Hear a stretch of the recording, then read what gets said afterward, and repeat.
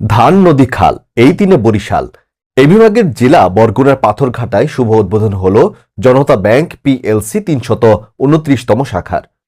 বরগুনার পাথরঘাটা থেকে আরো জানাচ্ছেন আমাদের senior staff reporter Amal Talukdar. অবশেষে দীর্ঘ প্রতীক্ষার অবসান হল।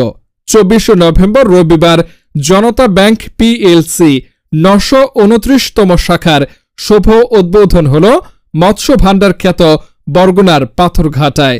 কথিত আছে ধান, নদী, খাল এই তিনে বরিশাল। এ বিভাগের জেলা বরগুনার মৎস্য ব্যবসা সমৃদ্ধ উপজেলা পাথরঘাটার বিশেষ করে মৎস্য আড়তদার, ট্রলার মালিক সহ বিভিন্ন শ্রেণী পেশার মানুষের দীর্ঘদিনের প্রাণের দাবি ছিল ব্যাংকটির একটি শাখা চালু করার।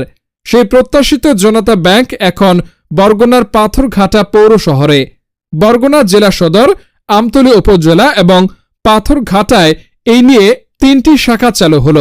আর সারা দেশের মধ্যে এটি ৯২৯তম শাখা। জনতা ব্যাংক পিএলসির deputy managing director Mohammad Foyez Alam একান্ত সাক্ষাৎকারে বাংলা ৫২ নিউজকে বলেন, বাংলাদেশের দ্বিতীয় পাইকারি মৎস্য বাজার পাথরঘাটা বিএফডিসি। ইলিশ সহ বঙ্গোপসাগর থেকে আহরিত যাবতীয় মাছ এখানকার পাইকারি বাজার বিএফডিসিতে অবতরণ করা হয়, চলে যায় দেশ এবং দেশের বাইরের বাজারে। বছরে কোটি কোটি টাকা লেনদেন হয় এখানকার মৎস্য বাজারে। আমরা আশাবাদী আমাদের শাখা ওপেন হওয়ায় তারা উপকৃত হবেন নিঃসন্দেহে।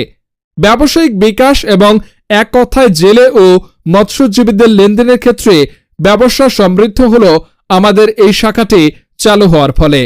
উদ্বোধনী অনুষ্ঠানে বিশেষ অতিথি হিসেবে উপস্থিত ছিলেন পাথরঘাটা উপজেলা নির্বাহী কর্মকর্তা মোহাম্মদ রুকনুজ্জামান খান, জনতা ব্যাংক পিএলসি প্রধান কার্যালয়ের জিএম অ্যান্ড কোম্পানি সেক্রেটারি জনাব মনসুর উল হক মোহাম্মদ জাহাঙ্গীর, বরিশাল বিভাগের মহাব্যবস্থাপক জনাব মোহাম্মদ আলী, উপব্যবস্থাপক জনাব মোহাম্মদ আব্দুস সুবহান মিয়া, পাথরঘাটা উপজেলা বিএনপির আহ্বায়ক চৌধুরী মোহাম্মদ ফারুক, পাথরঘাটা প্রেস ক্লাবের সাবেক সাধারণ সম্পাদক নজমুল হক সেলিম প্রমুখ।